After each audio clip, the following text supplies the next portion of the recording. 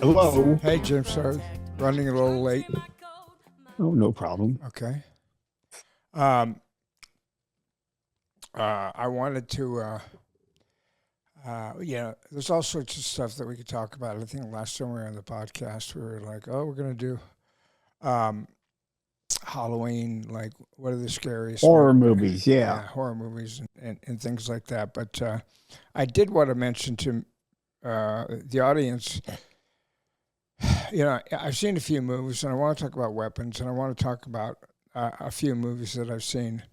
I want to talk about box office, but last week when Kalen mentioned to me that he had started watching the John Candy documentary, and I Like Me is what it's called. Yeah, it's called I Like Me, which is a line from Planes, Trains, and Automobiles.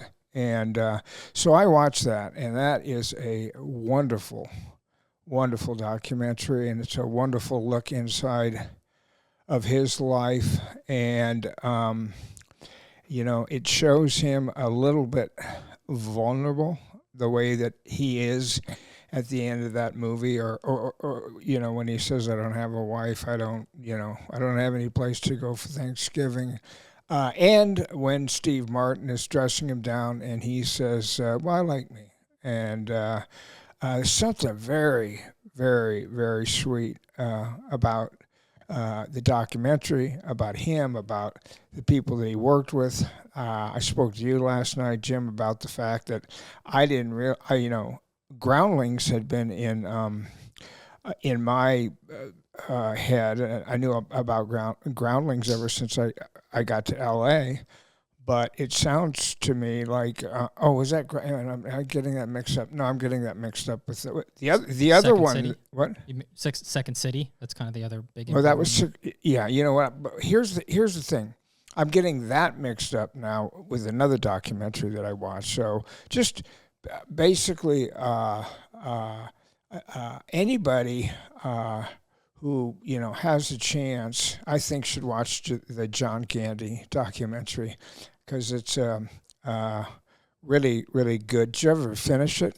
I didn't finish it. For everyone that does want to watch it, it's on Amazon. I started watching it, and I found it to be very sad. The opening was very sad, and I'm going to go back and pick it up later, but I've just kind of been more watching like horror movies since then. So I'm going to go back and watch it, but the first 20 minutes that I watched, I didn't expect it to be kind of as sad as it was. Yeah, so, I don't find it sad. I find it a little bit more bittersweet. And one of the things about John Candy, and one of the things about, if you do a documentary on Belushi, or if you do a documentary on I live down on the river. Chris Farley. Chris Farley, yeah. I'm a motivational speaker. Yeah. There's not much of them that you really see. It always feels like, especially Chris Farley, just always seems like he was on. And all the people that worked with him, the people that were in his life, they just seems like he was always on. To Belushi, I think to a certain extent too.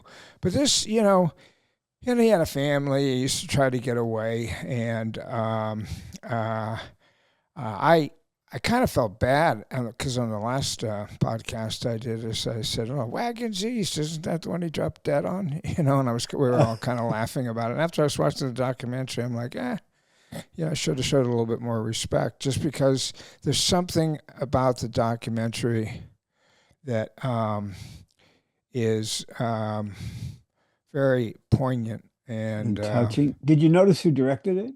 I think his son. Is that correct? No, it's Tom Hanks' son. Tom Hanks' son. Correct. Yeah. And when I think of John Candy, other than the SCTV appearances he might have been on, the first thing I really think of is Splash. Yes. Yeah. Well, you mentioned that when I was running through the stuff, his credits on the last podcast. You said, "Oh, he's awfully good in Splash." I still remember scenes of him where Tom Hanks is telling him, "And Freddie, you took a date to one of your own weddings." Yeah. So I really really enjoyed that. And then I watched another documentary, and I, you know, knew it was on Paul Reubens, all right. And for any audience members who are not aware of who Paul Reubens is Paul Reubens was Peewee Herman, and that documentary was filmed with him while he was still alive, and so they're interviewing him, and he's talking. But that is a very, very, very fascinating documentary too. And one of the things that was interesting about that documentary that Jim, we were talking about the Groundlings, and the Groundlings is a group of young people that were trying to get started, Kind of an improvisational comedy group in LA. But, when I got to LA, which was 74, 75, when I got to LA, the Groundlings was already there. And I thought it was just a fixture. But after watching this, I realized it had only really been around for a year or two. It must have started about 1972 or something, 73, something like that. And you mentioned, is it Phil Hartman? Is that Phil Hartman? Yeah, Phil Hartman was definitely a product of the Groundlings, and he worked with Paul Reubens on Pee-wee's Big Adventure. I think he wrote a bunch of that. I think he's got a co-writing credit. Well, for that movie. It very well could be. And for anybody who doesn't know anything about Peewee Herman, it's a character that he created probably when at the Groundlings when he was younger, and it was just kind of a go-to character that he could use in improvisations and stuff, and he refined it, and the more he refined it, the more people were interested in it, and he was starting to do sort of stand-up comedy. I think he had a TV series too, didn't he? He did. I mean, he did. But he even before he got the TV series, he would kind of use it in stand-up comedy. Yes. It's interesting to see a guy like him. I mean, he was around for a long time before before Peewee Herman, the television series broke. And I don't remember Jim, and I don't remember who it was that designed his sets, but there was a really interesting artist, and his sets were all sort of prop build in a way. It was his playhouse. Yes. It was kind of a children's show, but it was a children's show that guys of that year used to of those years used to smoke pot and watch it and have a good time watching it. And so he had his TV show, and then he did Peewee, whatever his name's, Big Adventure, and that movie did really, really well. Then I think he did a follow-up to that didn't do quite as well. But he's basically he mentions the people that inspired him. And he mentioned a character, Jim, that I know that you'll know, but I used to watch when I was a kid. Kind of one of the original guys, and that was a guy by the name of Captain Kangaroo. Oh yeah, yeah. And I remember that. Yeah, and I used to watch Captain Kangaroo, and I think that kind of helped inspire him to do, like, eventually kind of wanting to do a children's show, and taking the character that he had created in the Groundlings. Anyway, it's a really, really good documentary. And of course, what happens to him is, he was around when we were around, Jim, when they had all the porn theaters and stuff. Oh, and yeah. He got caught. or he was convicted of masturbating in a gay porn theater. So in that Florida, of all places, yeah. Yeah, well, stuff like that happens in Florida all the time. If it's going to happen anyways, it'll probably happen in Florida. And that really kind of put an end, or I thought it put an end to his, being able to, have a children's show. And he went on, and I don't want to talk about the whole documentary, but he went on to do some. The thing that was interesting about him is when you think of Peewee Herman, you think of this guy that almost looks like a doll, like Cupid doll, and he used to talk in a certain way. And when they did his mugshot, he had like long hair and like a Fu Manchu and glasses, and I mean he looked like Charles Manson. He didn't look any. But so anyway, that affected him.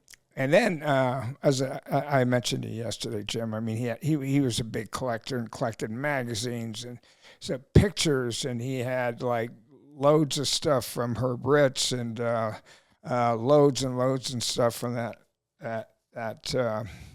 photographer, Bruce Weber. Yeah, which are all kind of gay themed, like men in, construction uniforms, men in chaps, that all that kind of stuff. And some DA, I guess, obviously in LA came along, and they went through all this stuff, searched his house, served him with a warrant, searched his house, and he had like 40,000 images, and they found one image and they charged him with child pornography. And it's when you watch the documentary, it's pretty ludicrous. I even think they show the picture, which, to me looks like hardly like nothing. It's like nothing like I see like in the Bruce Weber stuff, just as far as like a sexual tone to them. Right. But he used to, so he had all his Pee Wee Herman stuff around, and I really liked the documentary. I just really, really, really liked it. I would persuade anybody who's listening, and if they don't have anything that they're particularly doing and they can't find a movie. So the thing about it is last night, Jen and I were going through this thing, and let's watch this movie. Nah, that's not good. We can never find a movie to watch. Last night, Jen and I were trying to find a movie to watch, and we came across this thing, which is an actor that she's always liked. For 10 years, she's always like, oh, he's hot. And I'm always like, well, go fuck him then, you keep telling me, and it's a guy by the name of Charles Hunan. Oh, yeah. Yeah, and from Sons of Anarchy, I think. Yeah, probably. Yeah, they're all these good-looking guys from Sons of Anarchy. All these guys that came along. Isn't it the guy who did Yellowstone? Are you talking about Charlie Hunan? Charlie Hunan, yeah, okay. He was prominent in The Gentleman too, the Matthew McConaughey movie from a couple of years ago, the Guy Ritchie movie. He plays like McConaughey's. Kaylin, go ahead. That movie was funny. I remember watching that movie, and I didn't know Charlie Hunnam's background. Yeah, and I remember watching that movie, and I'll do like little movie reviews on my podcast that I do with all my buddies that I worked with Adam Carolla. And I was like, God, he was just putting on the absolute worst. It's a Guy Ritchie movie. It takes place in England. I was like, he was putting on the worst English accent I have ever heard in my life. This is ridiculous. And then someone Googled it, and they're like, no, he's from England. And I had to look into it because I was like, what part of England? I don't know, but he's from England, and I had to look into it. And I think what happened was when he did Sons of Anarchy, which made him famous, and he had to put on that American accent, it kind of fucked up his accent. And now when I see him in things, I think it kind of fucked up his accent a little bit. Really? Doing things, a little bit of both now? Yeah. It's like, English is the American? Makes it more intriguing to watch, doesn't it? Trying to figure out where he's from Newcastle. A very distinctive way in Gentleman, in The Gentleman. He's Jennifer, you know, we've been together for 30 years, so we used to, you know, like, we'd see actors, or we'd be out about or whatever, and you see somebody very, very attractive from the opposite sex, either from me or from her, and I would always say to her, or she would say to me, "How about her? Would you fuck her?" I'm like, "Oh, absolutely," you know. I did. And the same, no, and then it would be the same thing that I would say to her, like, "Well, what about?" You know, and anyway, what's it? Charlie Hunan. Yeah. Charlie Hunan. Charlie Hunan was like, God, I heard about Charlie Hunan for a long time. So anyway, so we're trying to find things to watch last night, and Charlie Hunan is starring or has starred, or it maybe came out 10 years ago for all I know, but as a serial killer, Ed. This is brand new. This is a brand new Netflix show, the Ed Gein story. Okay, all right. I didn't know it was brand new. So this is. They did this with Jeffrey Dahmer. I think the same guy that did this with Jeffrey Dahmer last year. Okay. With, I forget the actor's name, but he was a big guy in American Horror Story, and it did very well. Okay. Everyone loved it. It did, yeah. It did very well. A lot of people watched it. I watched it. I liked it. It was fun, and I think this is kind of the follow-up, you know, about another serial killer. Right. Ed Gein is the fellow who sort of inspired movies like Psycho and the Texas Chainsaw Massacre. Well, Jim, He was a real. Go ahead. Go ahead, Jim. No, go on. I was okay. Well, just throwing that in as a comment. Yeah. Well, here's the thing: is I watched the first episode last night with Jennifer.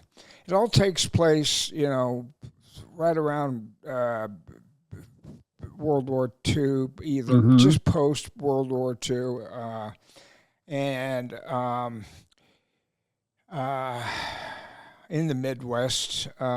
It looks like someplace. Wisconsin. And, I mean, I'd heard It was Wisconsin. Wisconsin. Yeah. Okay. Well, I'd heard his name a lot as far as the serial killer goes, and you know, we started watching it, and I mean, the way that they portray him, this was one weird motherfucker right from the very beginning. I mean, this guy, you take one look at him and go, you know what, this guy's either going to get taken advantage of, or he's going to take advantage of somebody. I mean, the way he's portrayed in the show, and I'm sure that they've done all their research, and this is the way he talked, and this is the way he acted. But what a fucking oddball Charles Hunan plays in it with his speech patterns, and his mother is played by the woman who plays the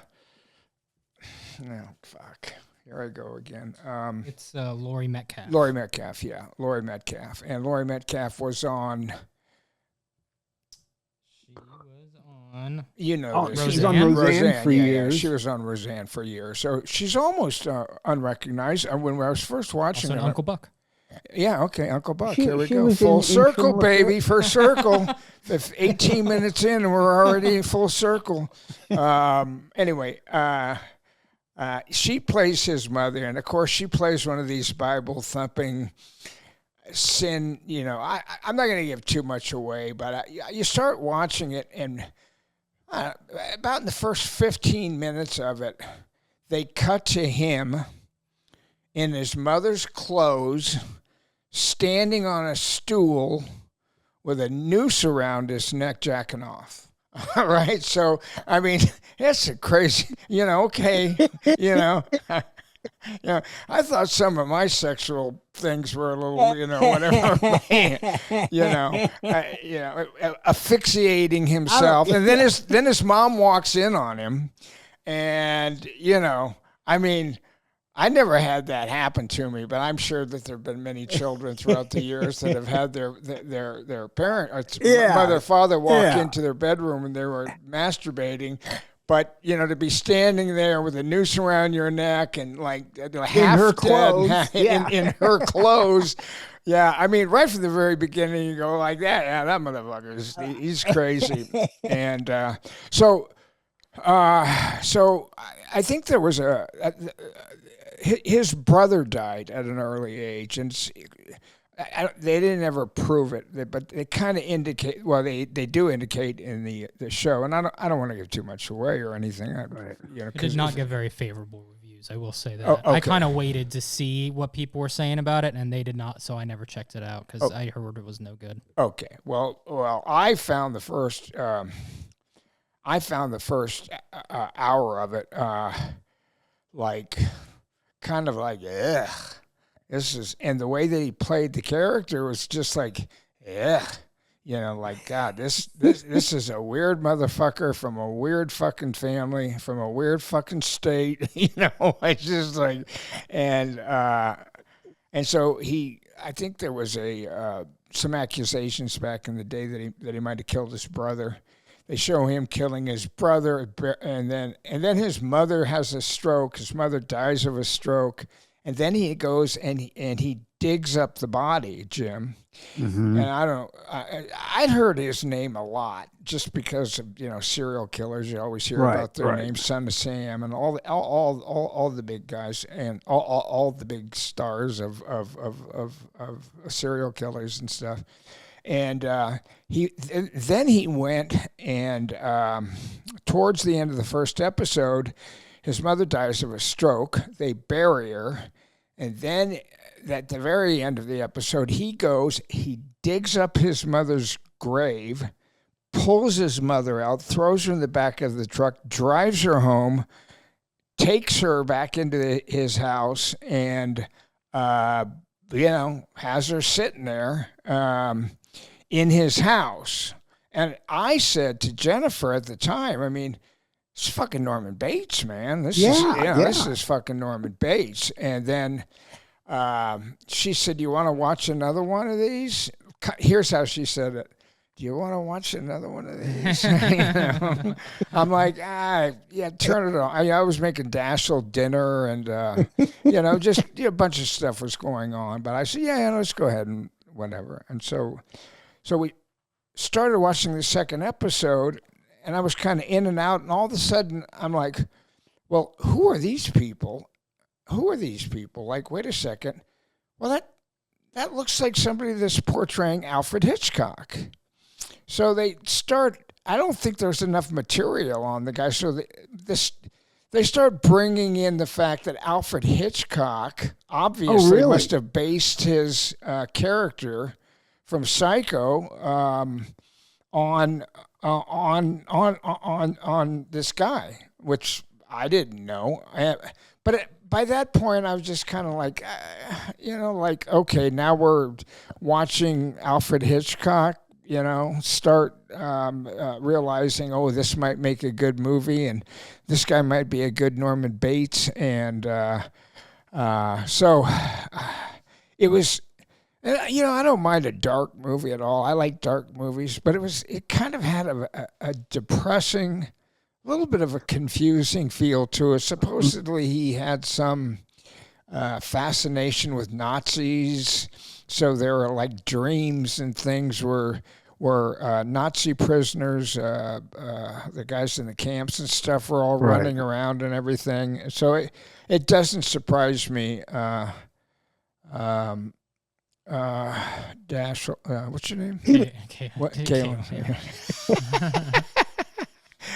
It doesn't surprise me that it's not being received particularly well. I mean, I just was like, it kind of left a bad taste in my mouth, and thinking, what the heck? I haven't exactly rushed, to see it.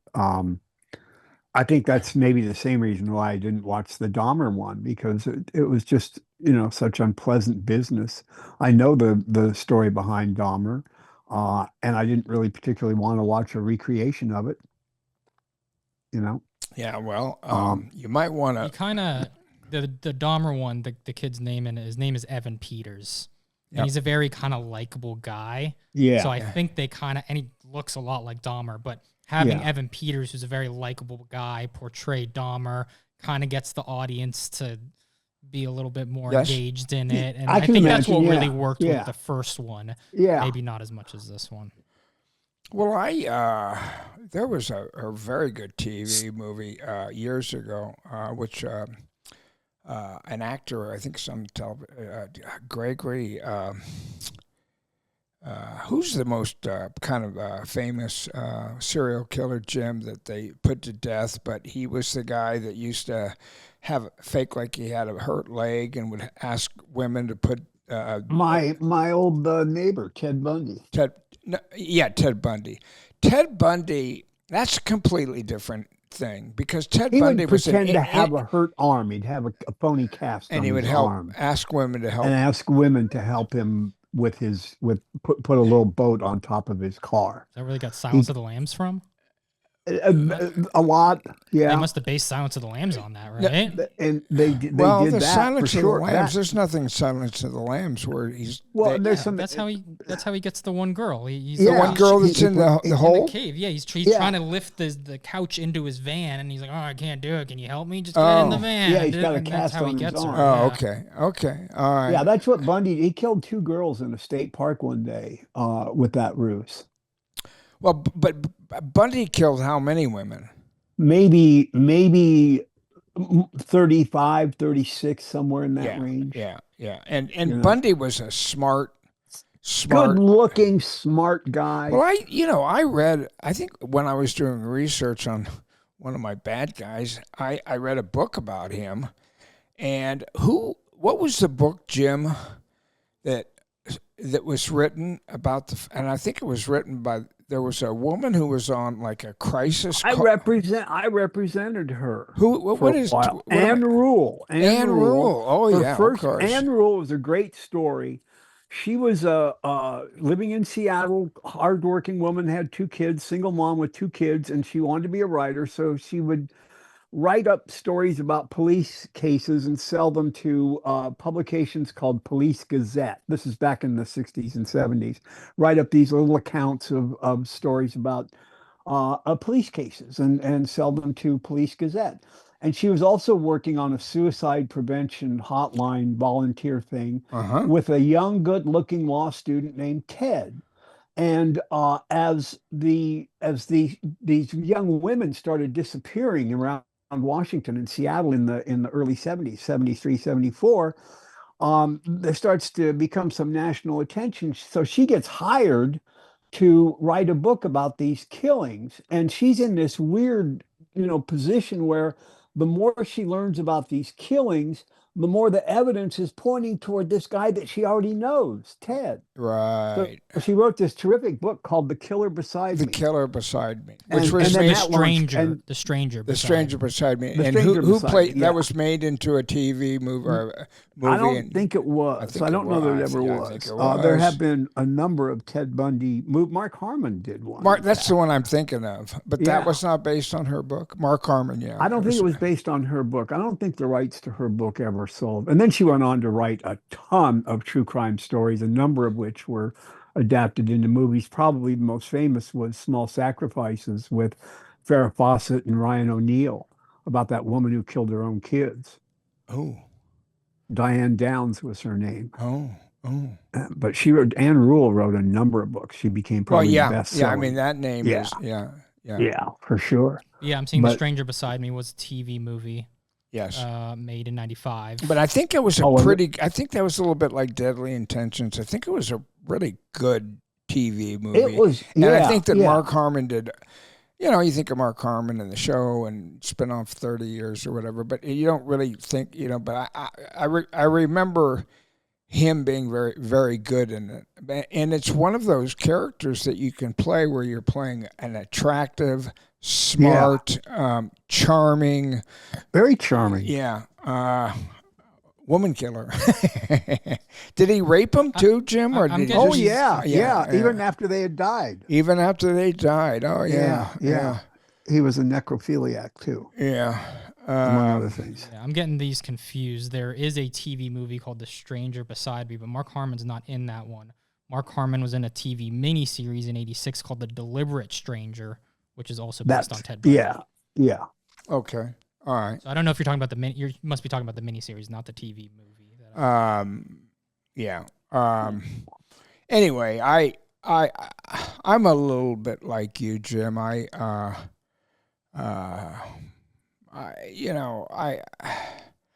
rather watch a documentary about, Ed Gaines than and A dramatization about him. yeah. And I'm telling you, this Charles Hunan. Hunan. I mean, you've never seen such an awkward.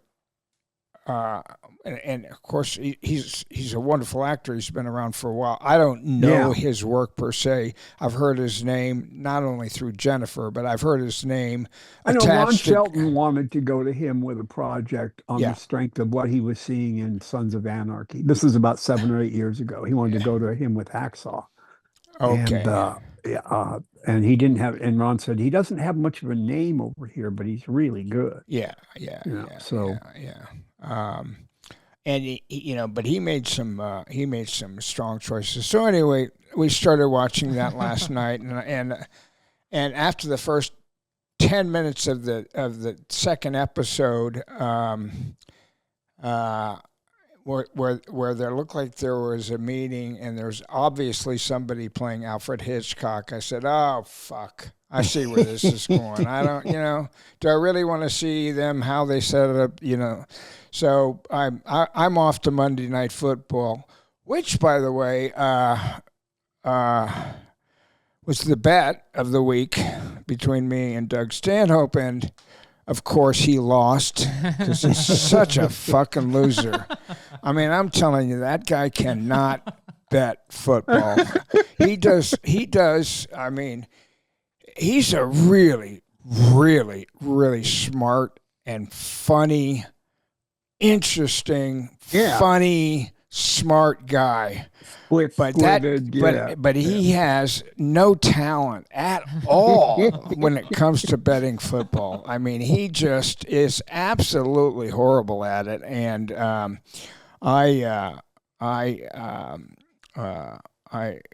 so I started watching Monday Night Football, and so again he lost. So did he bet the Ravens? I mean, did he bet the Bucks Lions, or did he bet Seattle? No, Bucks Lions. I had the Lions, and I was giving up like 4, 5, 6 points. The line was pretty high, and at halftime they were up 14-3, and then I quit watching it for a while. And then I turned on. This is how, like, how people like, what do you call it when you're like, oh, anyway. So I turned on the TV, and second half. Okay, I'll watch the second half. I turn on the TV, or the end of the first half. I turn on the I turn on Spectrum, which is my way of watching TV because it's on regular TV. And right when I turned it on, Tampa Bay just gives the ball to some guy, and he goes in for a touchdown. Make the halftime score, instead of 14-3, 14-10 or something. And I thought, oh, I'm a bad omen. I should turn this off. I'm a bad omen for the Lions. I don't want to watch. Yeah, so I didn't watch it again. And the next time I looked, they were up like 30-10. But you never know with NFL. NFL, anything can happen. Yeah. And, you can be up 30.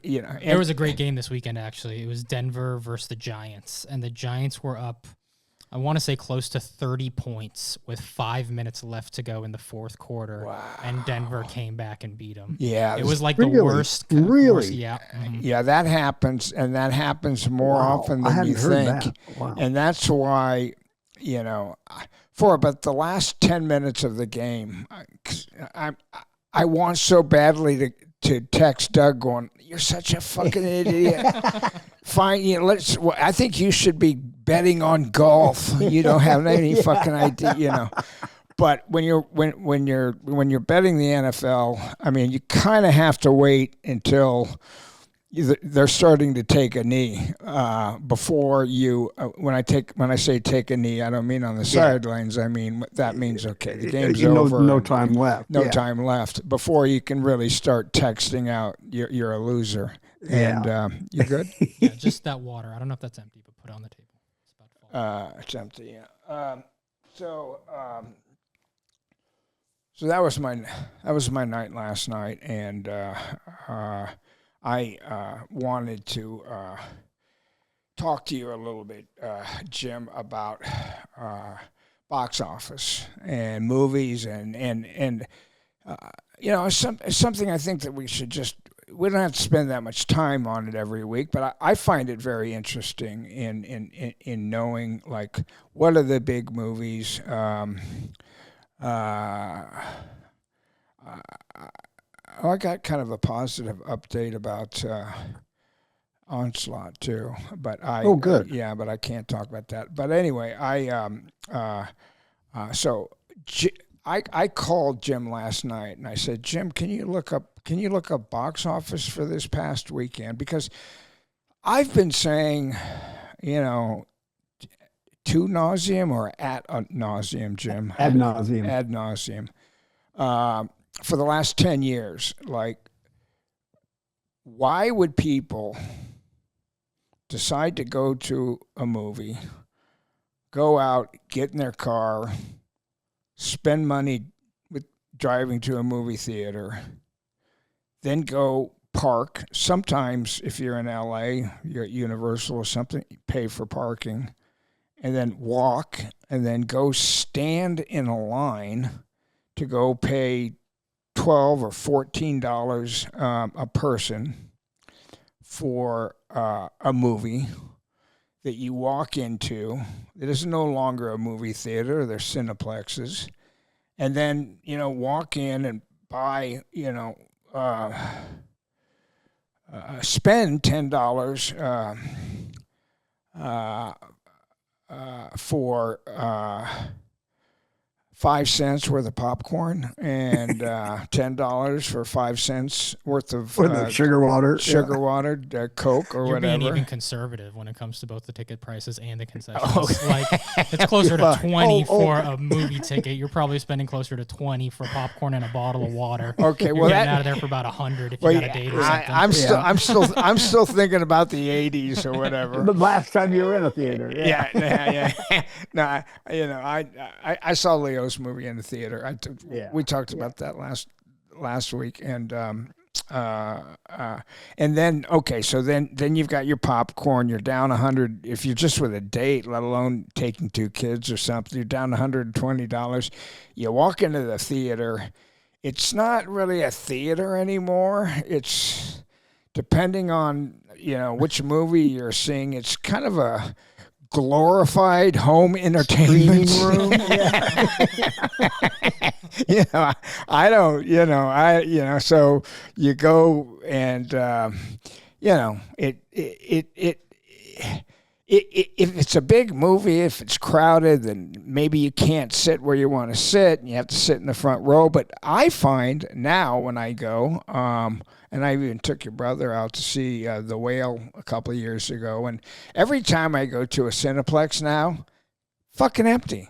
It's just empty. And I was talking to Jim about the fact that, like, when I did Navy SEALs, and that movie opened, and it opened in, probably, 3,000 theaters or whatever, and it had Charlie Sheen, and it had paid ads, and it had some advertising about it. It opened, I think, around $27 million. That was the opening weekend box office. And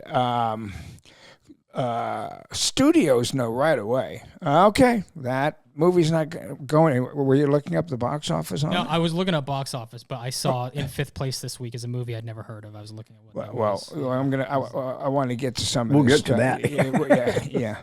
We haven't heard of half the top 10. Yeah. So, but that made about, I believe it made about $25 million. Okay. And what studios used to do is, if they had a movie they didn't have any confidence in, they wouldn't let any reviewers watch it. So if you were going to a movie and you couldn't find a review on it, you had a pretty good idea that it wasn't going to be very good. And that was the case with Navy SEALs. So, because what they want is they want a big first weekend because of Charlie Sheen's name, and then they know from there it's going to drop the second weekend. What's a big drop, Jim? 60%, 50? Yeah, more than 50% is a pretty big drop. Yeah, the second weekend. And it's funny too when it comes to reviews these days, and like when they advertise on TV. Yes. And they say like, I love this movie, it's so good, and it's just like a random Twitter handle. Yeah, I get that. I get that. I get that. I don't. Greatest movie. I've seen. Best movie of the year. Don't miss. Joe. Yeah. Must see movie. Yeah. Johnny. Anyway. So. I've been saying for a long time, because of like this whole situation of that you can either do that, but the devices now are bringing us to a place where if I want to watch a movie, and almost every movie is out of the theaters now within a week or two, if they're any good at all. If they're not very good, if they're really good, if you're Oppenheimer, if you're Barbie, you might have to wait a month to see the movie on your home device. Everything else comes in, at least from my perspective, comes in almost immediately, and so. There used to be movies, they'd make $200, $300 million.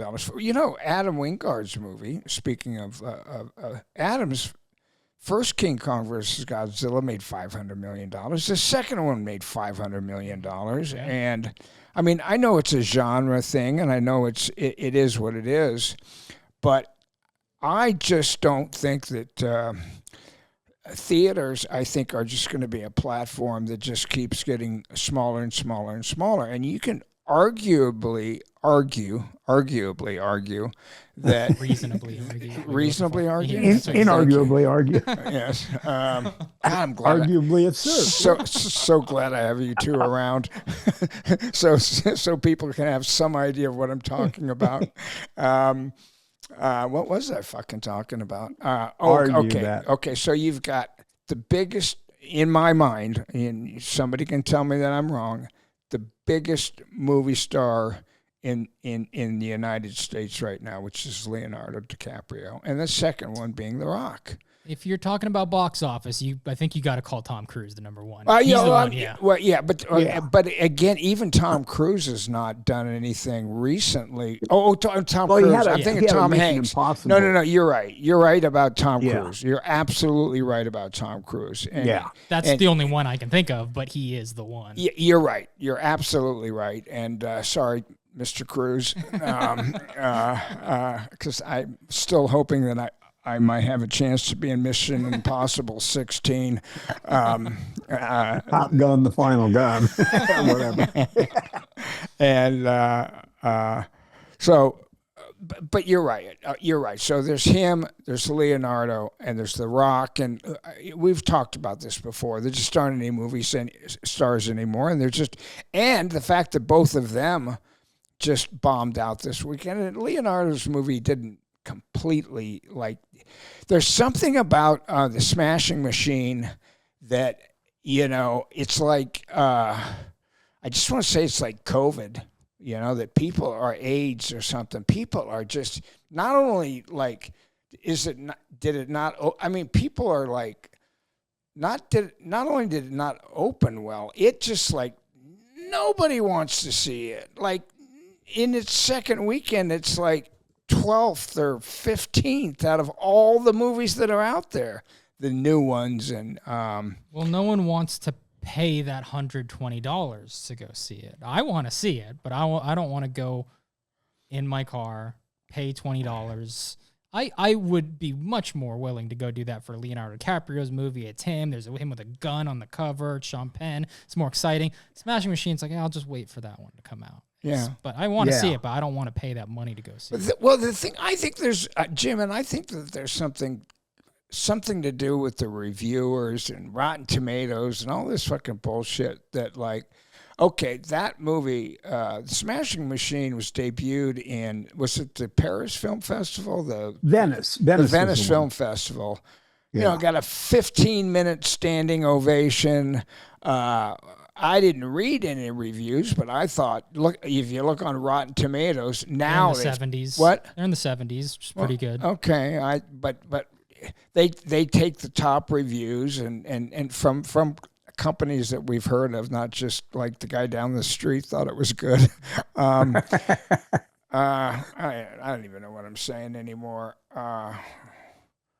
about Box office. That particular movie. It almost seemed like it's like what's that stuff that Superman didn't like having around him? Kryptonite. Kryptonite. Yeah. It's like kryptonite. Like nobody's like wants to touch that movie. And so I called Jim last night, and I think I asked you this, and I don't think that you had an answer. I either asked you, who is your generation, or I asked my 10-year-old son, and I probably should have asked Alex, my 30-year-old son, because it's you're getting them mixed up again.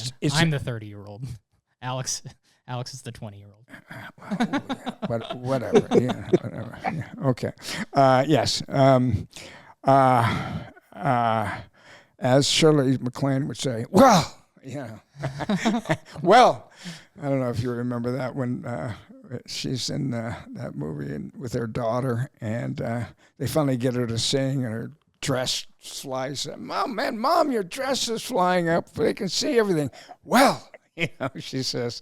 Anyway, I'm really off base, off course now. Sorry, you were wanting to ask me a question about. Well, yeah, I think that I think I did ask you a question. There's a movie that was made in China.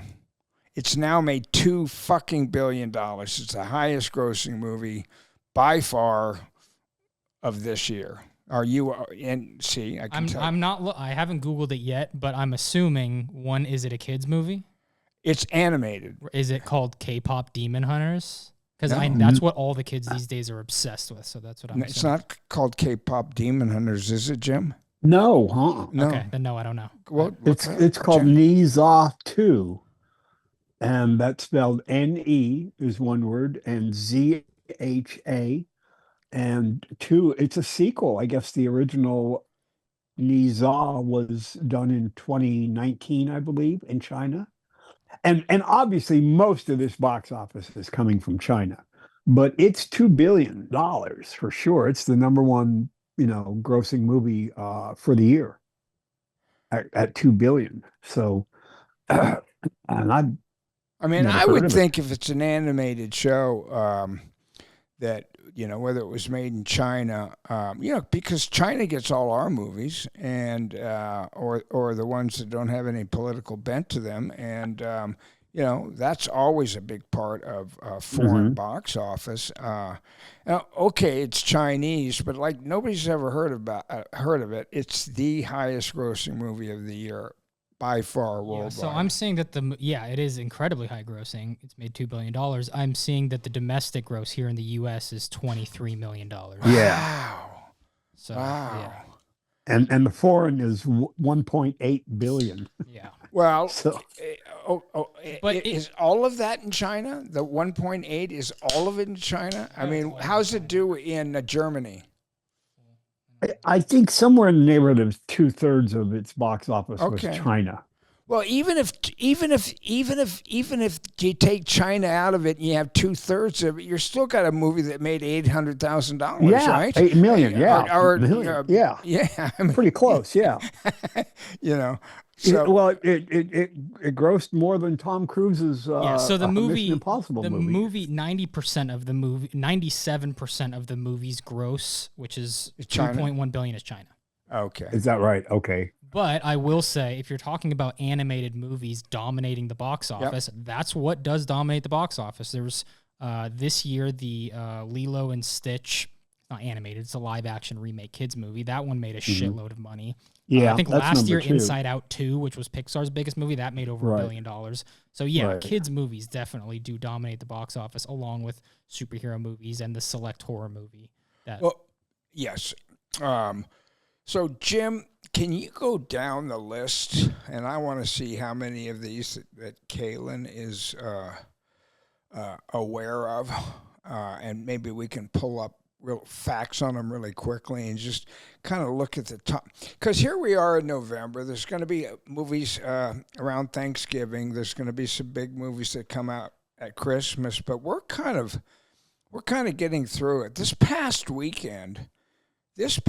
couple of weeks has just been, another movie that I don't think is doing that well is that remake, Jim, that we were talking about last night that Jeff Bridges was in the first one. 40 years ago, Tron. Tron. Yeah, I think Tron only opened. Tron is the second weekend now? I think it's in its second. Second weekend. It is, and it dropped 66%. Okay, so when it drops from the first weekend and it loses 66% of what it made, that guarantees the studio that, like, okay, this thing is not going to start going in the other direction. The third week is not going to go back up 66%. It's not going to go up, no. It's going to continue on that trajectory. Right, and that movie is a movie that, of course, I'm aware of because I was around when Jeff Bridges made the first one. And the first the idea must be great because they're remaking it, but the first one didn't do very well. The first one was kind of odd. When you got Jeff Bridges and you can't make a real good movie with it. Well, it made $50 million on a $17 million budget. So back then, the original, it made 50 on a $17 million budget. Yeah. Wow. According to Wikipedia. Wow, I always thought that was sort of a flop. I didn't know. Well, okay, all right. Well, I'm definitely wrong about that. But this one, how much did this one cost? Because they did another one in between them. They did one in 2010 called Tron Legacy, which I remember coming out with Jeff. Jeff, I believe Jeff's in that one too. Okay. That one was big because Daft Punk did the music for it, so it was a whole big thing. That one made $409 million on a $170 million budget. Wow. Who's this, Warner Brothers? Disney. No, that was Disney. Okay. But I remember it wasn't very good, but it made a lot of money. Okay. Well, there's a lot of movies around that aren't very good that make a lot of money. Now this one so far has made $103 million. In the United States? No, that's got to be worldwide. I'm just seeing it worldwide. Okay. So what's the budget? Between 180 and 220 Okay, so million. that is going to and that is going to wipe out everything the first two did as far as making money for the company. They've just lost it. Would that be about right, Jim? Yeah, I'm reading a headline that it's set to lose $130 million. Fuck. And I don't know if I just mentioned this on the podcast, but I read that Smashing Machine is going to cost A24 $100 million. $100 million. Now, that's just me reading something on, that my phone is sending at me, but I've always spoken highly about A24, so you think my phone would send me nice things about A24, knowing my predilection. Is that the right word for A24 movies? Yeah, that's a good one. Absolutely. Yeah. Predilection. Nice one. Really pulled that one out of there.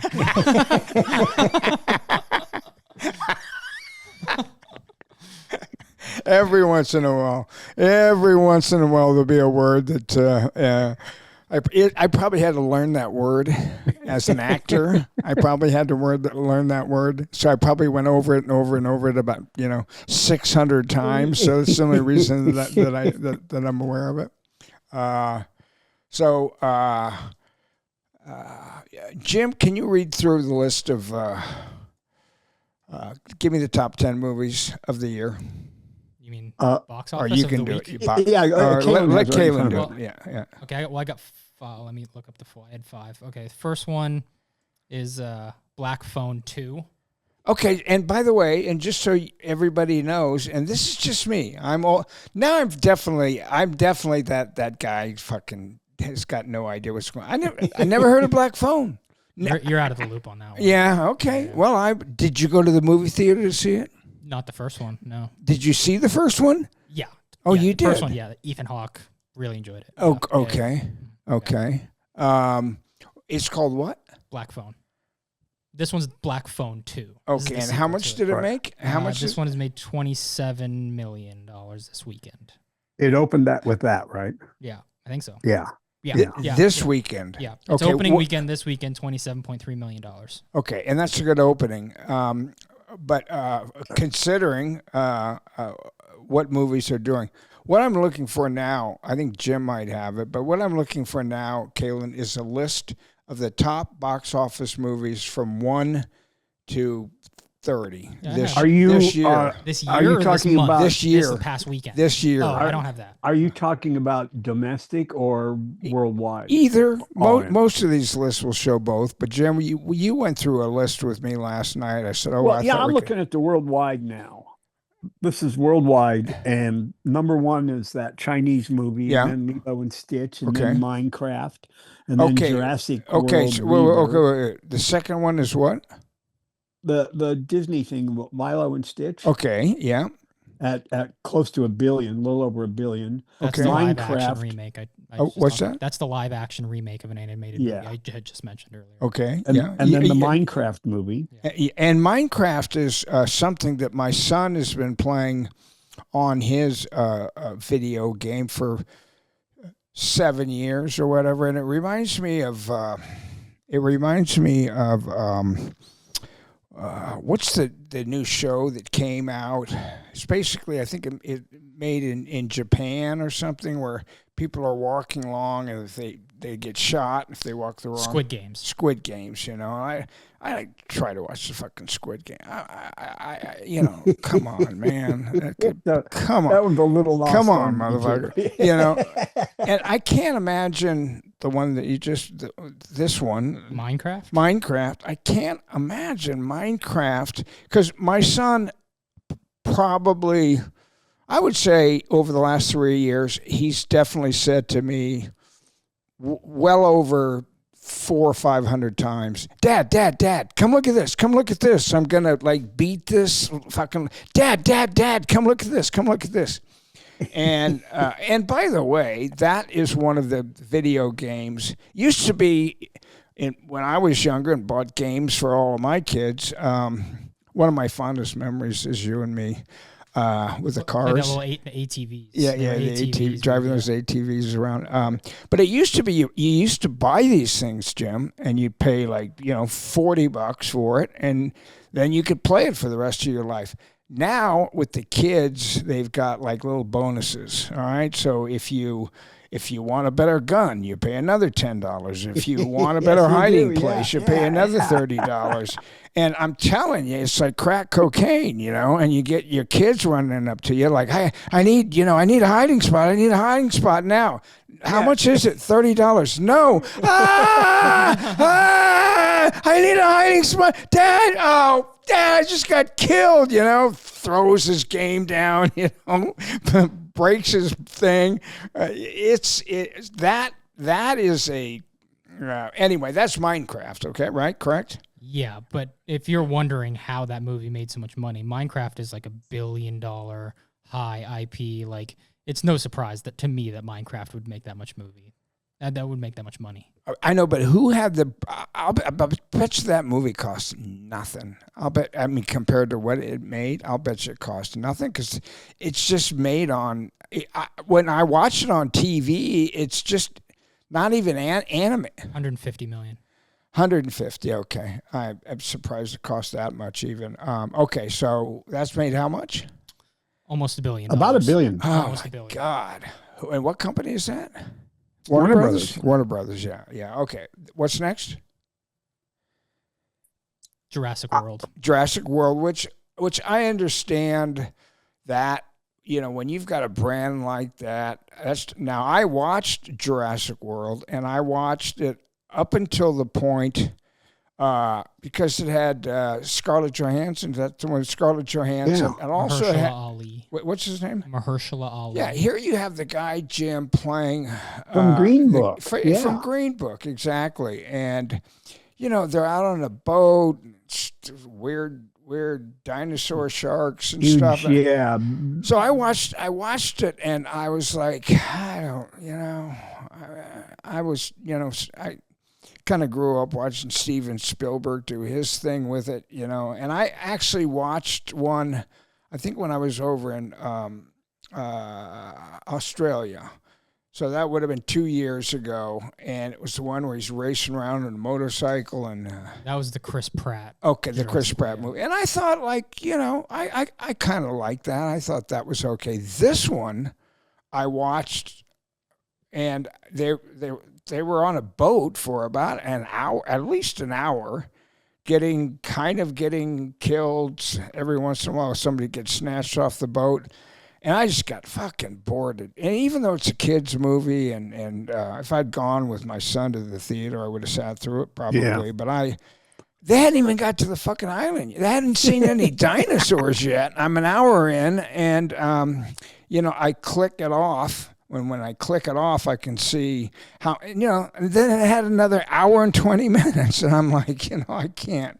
But anyway, so that doesn't surprise me that made a lot of money. What else? Next one is called Demon Slayer, which is some animated movie I'd never heard of. Okay, so here we have one. And how much did Demon Slayer make? $660 million. Okay, so by the way, anybody who listens to this, love your comments, love to hear how much of an idiot we are that we don't know what Demon Slayer is, and so I would love to hear your opinions about some of these movies. So you don't know anything about Demon Slayer. Nothing. Could you look it up? Could you IMDb it and see if there's any actors in it that I recognize, which there won't be?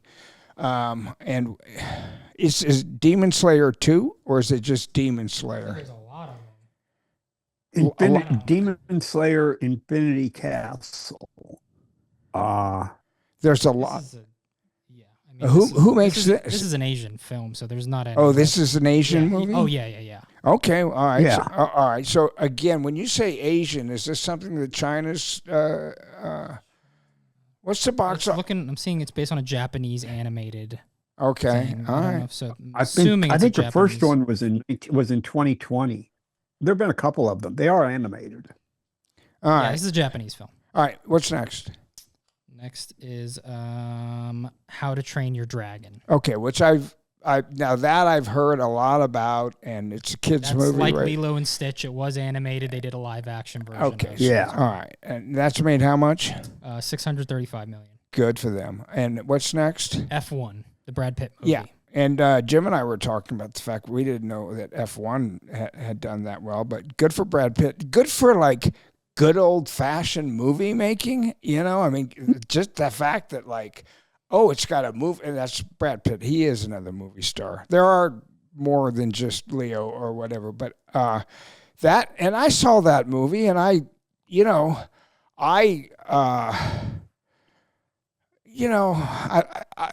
thought it was okay. You know, I thought it was good. I think that Brad Pitt is probably the main attraction of that on that movie, and that is. I'll tell you, that's not Moneyball though. It's just another Brad Pitt movie, which is a great. You know, and Brad Pitt's been in a lot of wonderful stuff. I didn't find this to be. I liked Moneyball. I just think that's a home run. Well, that is. And this movie, who's the co-star, the owner in that movie? There's a very well known Javier Bardem. Yeah. And I'm surprised it made that much money. I watched it, and there's a lot of. That's not Bruckheimer. I think it is. It is, Jerry. Yeah. Of course it is. We're going to name the top 5 movies of the year, box office wide, race car driving. Yeah, of course, Jerry Bruckheimer would be. Jerry's going to be in there for sure, and he got 2 of the director and writer from Top Gun Maverick to work on that movie too, which. Well, good for all of them. Good for all. I mean, I'm happy to see it. I'm more than pleased to see it. I just am stunned that there aren't more like that. What's next? That was number 7. Next one, number 8, is Superman. Okay, now the new Superman is who? I Actually, he's kind of unknown. I didn't even really recognize him. Did you see I clicked it? on the wrong. Yeah, I did. Not in the theater. Okay. Hold on. Let me look up. Oh, here it is. So the new Superman, his name is David Cornsweet. Corn Sweat. He didn't change that fucking Cornsweet. David Cornsweat. That's worse than Michael Biehn. Fuck David Cornsweat. What's his last name? Cornsweat. CORN. Oh, it is Cornsweat. SWET. Oh, Corn okay. Sweat. God, I don't know. I don't know if I'm saying that wrong. I can't believe some agent along the way didn't go like, dude, you're a dude. First thing we do. Yeah. David Cornsweat as Superman. Wow. Okay. All right. And that he was in the Twister sequel. Twisters. I don't think he starred the one in that it. was good. The one that because there was a couple of Twister sequels. No, I think there's just one. Well, there was one where he plays the rodeo rider. Is that him who plays the in Twister 2? Isn't that the star of Twister 2? A guy who is a rodeo rider and hooks up with a girl who might be a Twister follower. Trying to look it up. I'm not seeing a Twister 2. Like, I think this is the Twister 2 movie. It's very recent. Well, this is really getting off course, but Dashiell and I wanted to see, there's Twister, of course, with Bill Paxton. Then there was this new movie that came out about a year ago, and it was Twister, or Twister 2, or Twisters yes. with an S, right? And so I said to Dashiell, do you want to watch that? And of course he wants to watch it because we love just looking on our phones at real twisters, you know. I mean, that's more exciting to me than the movies, is to just go on YouTube and watch these fucking massive storms just wipe out these trailer parks as they're fucking heading across the fucking... so anyway, I go to him and I ask him if he wants to watch it. And he says, yeah, of course, Dad. So we put on what I think is Twisters or Twister 2 or whatever it's called, the one that did well, made money, had a really good actor in it. And something else came up that was like a really cheap version of Twister. And I think they made it, and then they put it out the same weekend. So what would happen was people would push the button to watch it like I did, thinking they were getting... Yeah, that's... And so I was watching this with my 9-year-old at the time.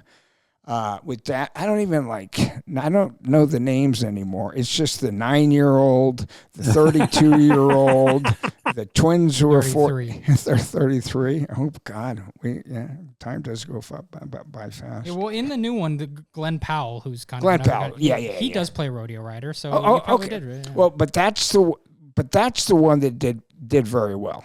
That was the big. Yeah, but when I wanted to watch that movie and I clicked on Twisters, there's another movie that I clicked on that Dashiell and I tried to watch, and it is a grade D version. Yeah. I mean, SEO, just me Googling Twister movie, Twister and Twisters is like okay. Up. I can't really. All right.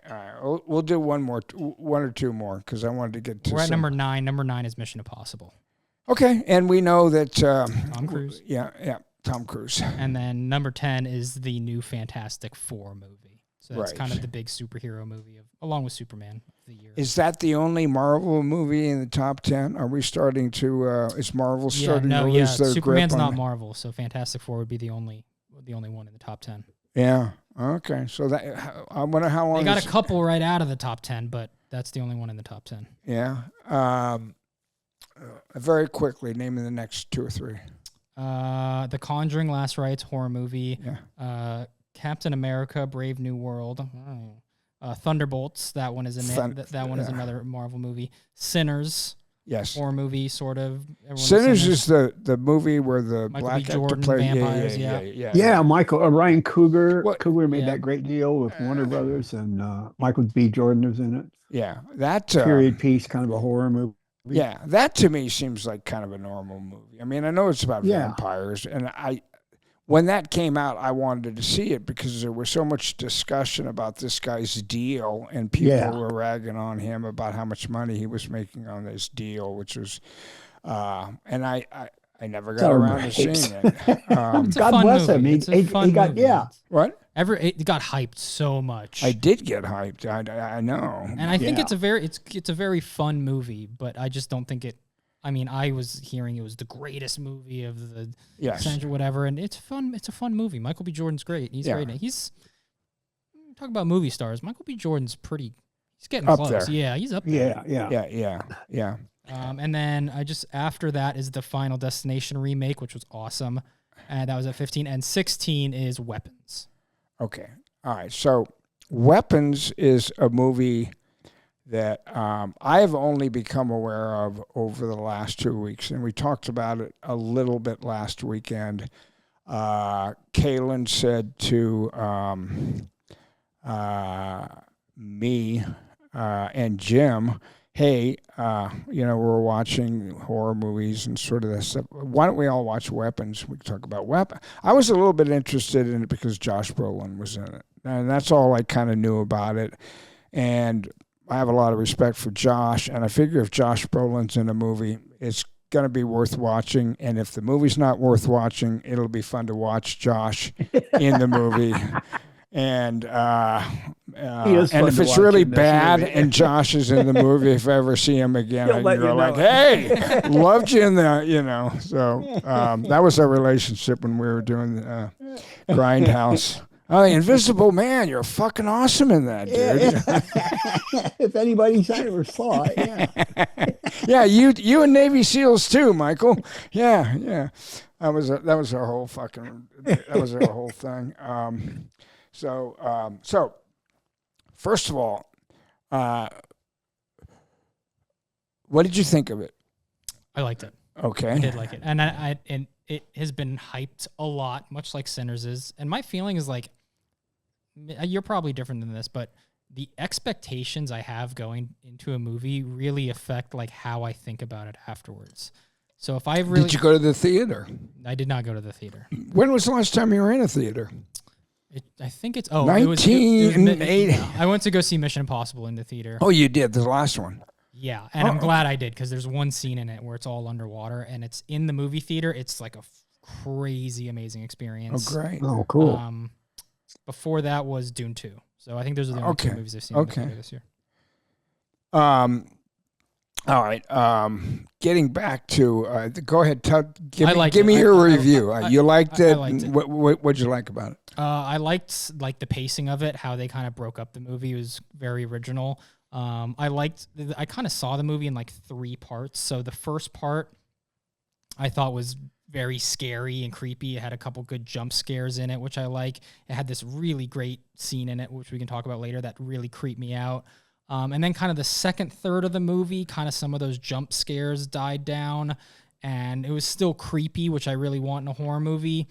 And then the last third happened, and we're going to be talking spoilers, so if you haven't seen it, just skip this part of the podcast because spoiler alert. The last third of the movie, they deal with, this lady who's the aunt of the kid, who's just this crazy looking lady, and that's when the movie was starting to lose me. You grew up as my son, and you use the word aunt. Yeah, aunt. You don't say aunt. Aunt. I say aunt. Yeah, I thought only Alex would say aunt. But anyway, go ahead. Maybe it's an English thing. Go ahead. Yeah, the last third was really starting to lose me, and I was really kind of getting disappointed by it. And then what's essentially the climax of the movie, I enjoyed so much, it kind of made the whole last third worth it for me. So I really liked the movie. I thought there was great, really creepy, really scary moments in it. All the performances was good. I liked how it was paced, how the story was told. And yeah, I thought it was very good. And if you look that up, you'll find that was made for about $35 million. 38. And it's made 38. It's made $267 million. Made $267 million. That's worldwide, correct? That's worldwide, yeah. And this is the follow-up. The director, Zach Krieger, his previous movie, he did Barbarian? Yeah, that was a big one, and that one was very original. And so, all right, here's your next one. And he's just smashed it out of the ballpark with this one, too. And he's doing the next Resident Evil, which I'm very excited about. He had something of a bidding war going on for Weapons. A what? a bidding war among studios when he came Yeah. up with the project. There Yeah. was a bidding war going on, Yeah. and Yeah. Warner Brothers wound up with it. And Well, Jim, this is New Line Cinema. yeah, and there's New Line. Oh, that's Warner Brothers. That's okay. part of Yeah, Warner no. Brothers. New Line is part of Warner Brothers. Yeah. Okay. Yeah. So, Jim, you saw it. Give me your your review of it, because I thought it started kind of slow, and then when the sort of disjointed pieces started to fit together through the middle, I thought it was really engaging. And then I'm kind of the same opinion. I thought it kind of fell apart when Aunt Gladys showed up and became kind of ludicrous. And so I think I like the middle hour of it best. So okay. and I thought Josh Brolin looked like he didn't know what was happening in that movie. Like, somebody explain to me what this is supposed to be. Well, okay, so the three of us decided we were going to watch this movie. Okay, Weapons. I had no idea what it was about, none whatsoever. I knew Josh was in it. I wanted to see it, and so I start watching it, and I mean, again, this is a perfect example of why I am way out of that age range for the market that people are like, this is a hit. This is a movie that was made for $35 million and made $150 million. It's got a 93% with the critics and an 85% Yeah, with the audience yeah. on Rotten Tomatoes, so very favorably reviewed. Yes, okay. And so I'm watching the movie, and interestingly enough, there is a lot of kind of flashbacks. You see a scene like what you see at the beginning of the movie when Josh is talking to the parent-teacher conference, yeah. but you don't see You Josh. see, yeah. So there's a lot of that where you see part of a scene and one. Go ahead. That's when I said I really like the pacing of it. They tell the story and like, okay, this is this person's story of what happened. Now it's this person's. Now it's this person's. And so you see things from different angles, and I thought that was very cool. What's that called, Jim? When you see a story or you tell a story. You're talking about Rashomon? From different points of view. Yeah. Yeah, from the point of view of the various characters involved. And I'm a guy that I've told you this on this podcast like fucking 30 times. Like, I get lost, I get confused, I had to go out on Leo's movie and try to figure out what I was watching. This movie, even though it had that style to it, I was right with it. I knew exactly what they were doing, and I thought it looked really good. I thought of course, the acting is good. Most of the acting what's the name of the young actress that's the star? Julia Garner. She got famous from Ozark with Jason Bateman. Yeah, she's fantastic. Yeah. Yes. And most of the beginning of that movie has to do. Now, the problem with me is that when I see a movie, even if it's a horror movie, even if it's The Exorcist,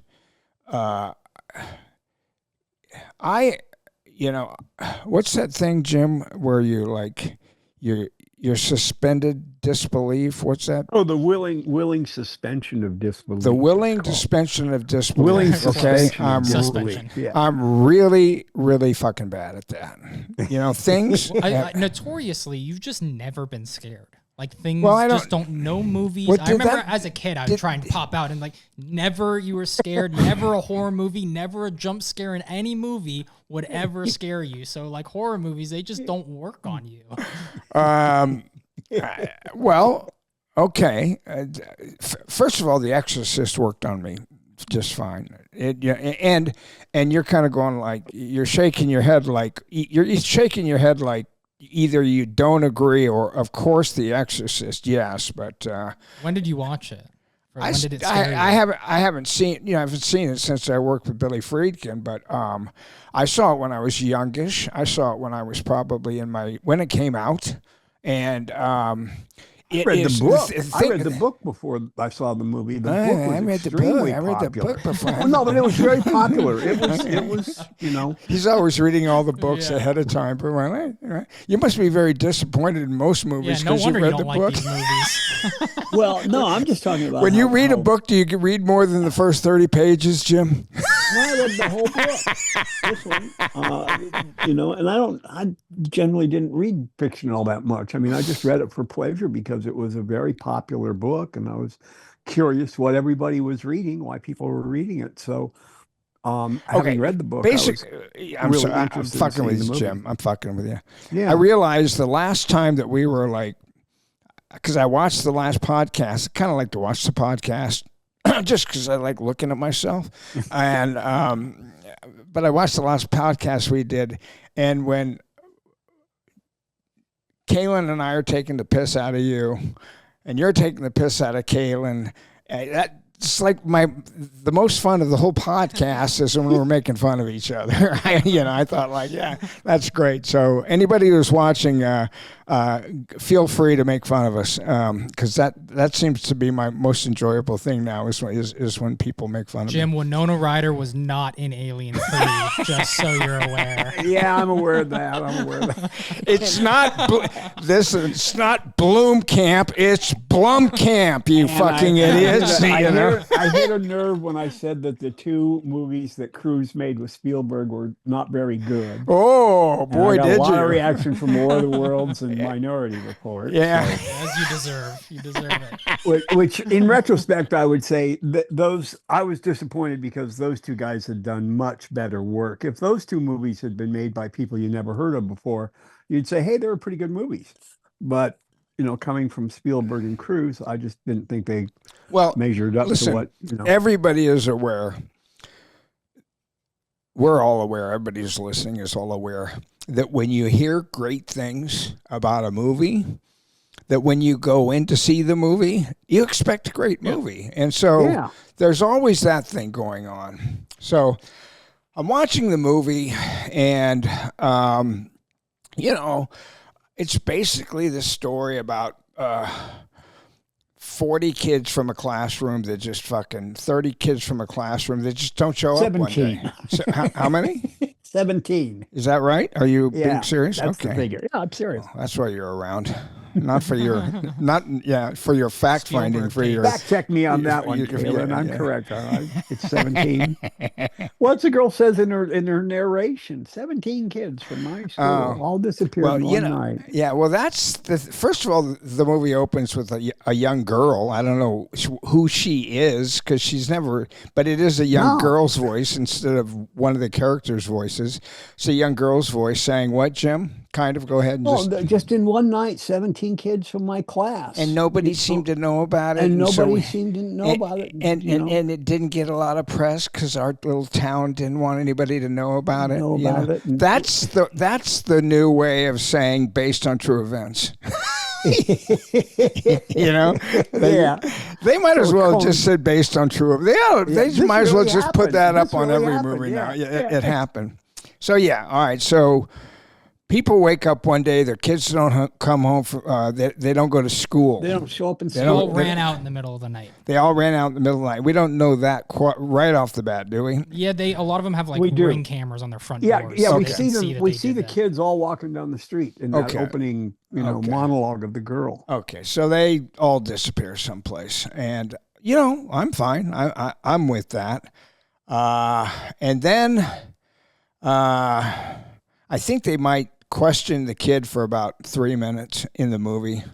2 minutes maybe. Did you notice anything different about your friends? No. Did any of your friends pass you any notes? No. Has any of your friends contacted you on your device? No. Okay, well, thank you very much. And that was have a good day. That was the end of the entire fucking investigation of how many kids, Jim? 17. 17 kids who just walked out of their house, never to be seen again. Okay. I did have a problem with this as well, but it comes back later in the movie. So first of all, listen, I spent so much time around police officers. I was with DJ, all this this weekend. He came in, and Oh, cool. DJ's a good cop, and a good friend. And I never like it when they make a movie, and I get it, but like when the cops are trying to figure it out, but it's really Kevin Costner who ends up like putting it all together and going like, here, this is, I've solved the problem, and this movie, to me, it's like, okay, kids all disappear. They have a PTA meeting where they're kind of screaming about it. And the next thing you know, things are normal again. People are back. It's the little boy, there was one little boy who doesn't disappear. Alex, and there was a teacher. And for some reason, everybody in the town blames the teacher. You're a fucking witch. You witch. And they write on her car. And like, I'm not sure why that would happen, but there's no police investigation. There's not like, and I know it's a movie, but in real life, if something like this happened, there'd be 4,000 cops, 9 helicopters. There would be, people, horses, animals. Yeah, we're 14 kids just disappeared. Searches all over the country. So, all right, so I have that whatever thing of disbelief, and I'm kind of going, okay, well, I guess we're not going to have it. But the next thing you know, the kid's just back in school. And basically, it seemed to me the first half of the movie were people that were just blaming the teacher.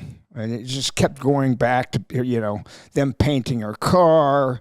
Well, it's really Josh Brolin. It was just Josh Brolin's character that was really doing it. Well, okay. Well, as it turns out, but I didn't know that at the time that I was watching it at this point in the movie, okay? Yeah. So anyway, So I'm watching the movie, and then at one point in the movie, there's a principal in his office, and some lady comes in and says, "Oh, there's a woman here to see you," and Amy Madigan walks in. All right. Now, if I had been that principal, if I had been and she's fucking just with a wig on, but if I had been that principal and she had walked in and said, "Hi, my name is so-and-so," I would have said, "Oh, here, sit down, relax. Can you give me a moment?" I would have then got up from my chair. I would have got to the door, and I would have started running, and I would never, ever have stopped running. She was so fucking bizarre looking. She was so fucking bizarre looking and acting, I should say. Good actress, Ed Harris's wife of many, many years. And I didn't even recognize her, actually, at first. But she was scary, yeah. Absolutely. Well, and Gladys. Yeah, if you're, So,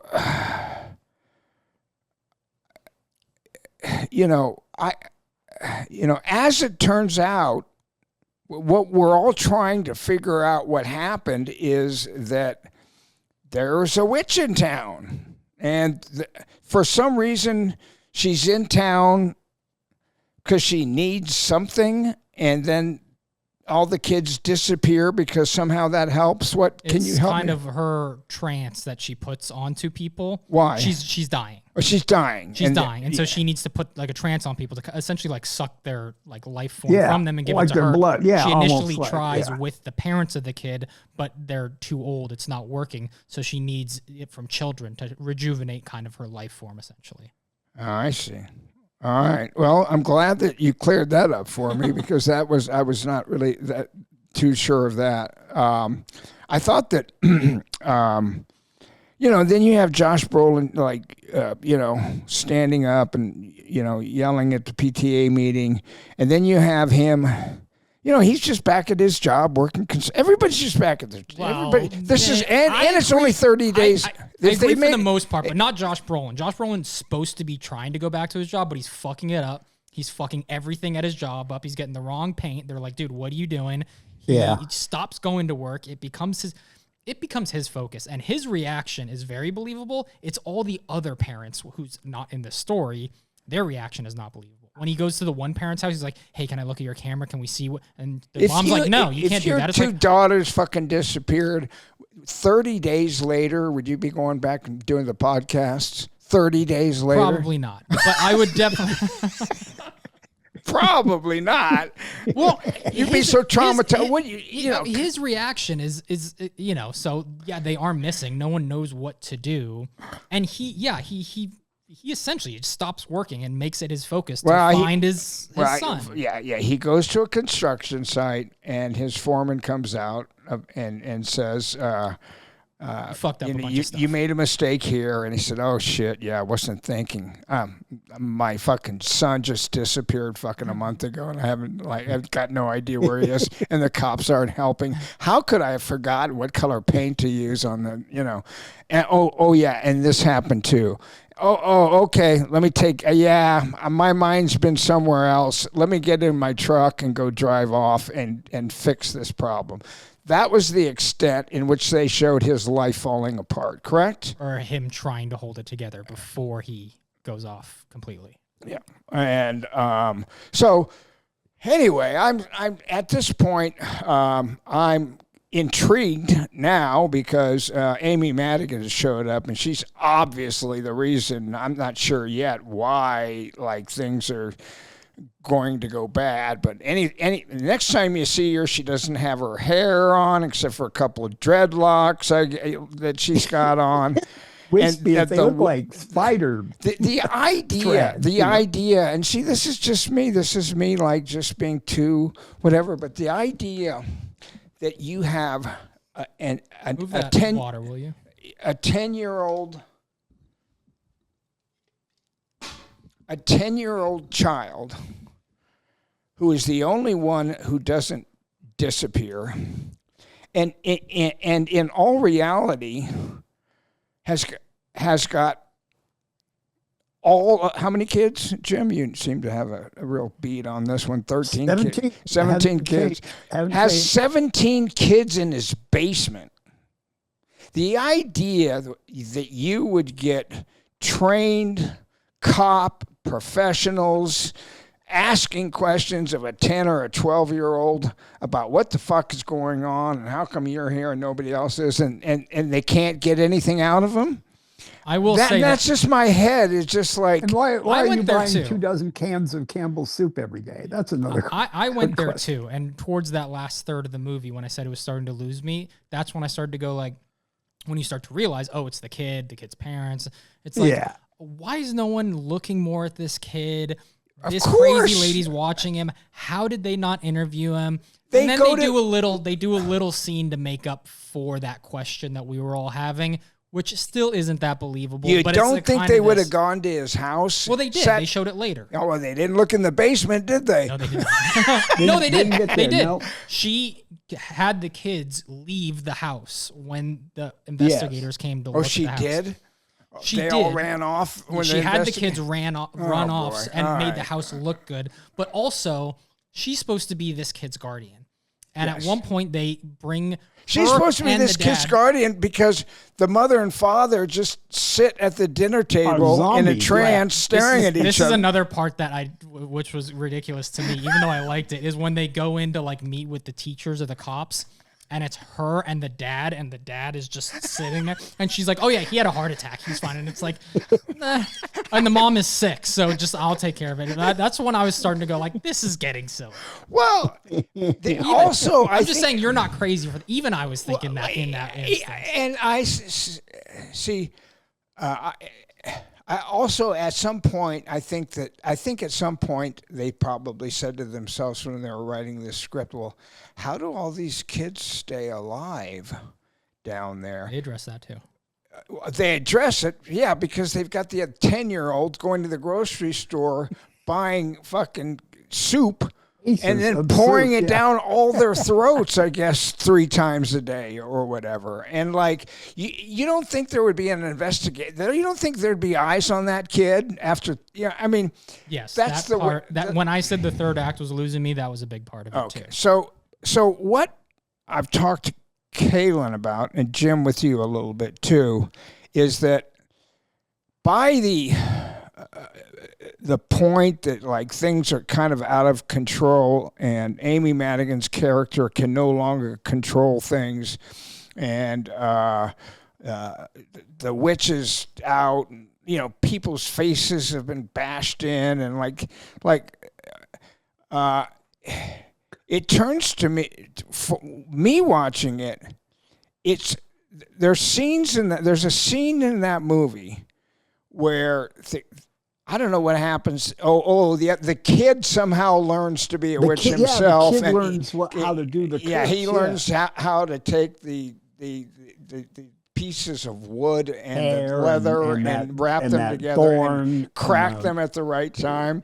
Yeah. And then when that happens, then all the kids are no longer under their spell, and they start chasing the fucking witch around. And there's a scene in the movie where she's like running from them, and she's like running by people that are like playing miniature golf. She runs to a house, opens the door of the house, and runs through the house, and there's like people in there fucking having dinner. And then the kids come running in behind her, and she goes out the other door. And then, and to me, that's just a comedic setup. So I started asking Kayla, and I said, like, is this supposed to be funny? Or am I watching something here that is supposed to be funny? And you said, yeah, it is funny. It's hilarious. It's pretty fucking hilarious. But, for me, this is just for me, not the $150 million worth of other people that loved it, my fucking idiot mind. I find it very hard to take horror and comedy and mix the two together. I just have a hard time doing that. And, when I think of horror movies, I don't think of and I don't think The Shining's a horror movie, but there's nothing funny about that movie. There's nothing funny about The Exorcist. There's nothing funny about The Thing. There's no humor. It always seems to me that and I'm not saying this movie is that way.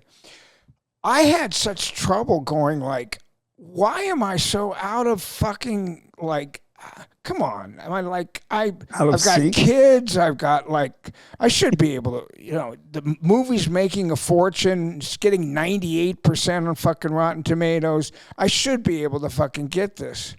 So I went back and watched the director's previous movie. Barbarians. And Barbarians to me is a much more low-key, is that the right English? Can you say that? Much more low. It's a much more low-key horror movie. And when she, it's about a girl who's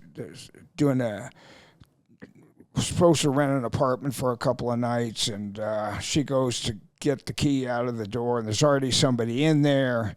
And there's a lot of kind of good stuff in that. And great misdirection in that movie. Yes. Is the girl's in there, and they cast Bill Skarsgård as the kind of... You don't know if this is the guy that plays It, Pennywise. Yeah. He did Nosferatu. He's just a great bad guy. He's also creepy. Part of the Skarsgård. Of course, he's a Skarsgård, but he's typecast as the bad guy, and you think you don't know about him, you don't know if he's good. It's really nice. Then they, obviously what happens to him, and then the movie almost kind of resets, and it's very original. Then it's the tenant coming. I mean, the owner coming back to the house because he's been charged. He's like an agent, right? Yeah. Do you know who that actor is? Who? Justin Long. Do you know? Oh yeah, I should know Justin Long. Yeah, from where? Well, he did a lot of movies like Dodgeball is kind of where he got famous and that sort of thing. We ran into him in Austin, Texas. Do you remember running into him in Austin, Texas? And what happened? You were doing Grindhouse, and we were walking, and I was a big fan of Justin Long.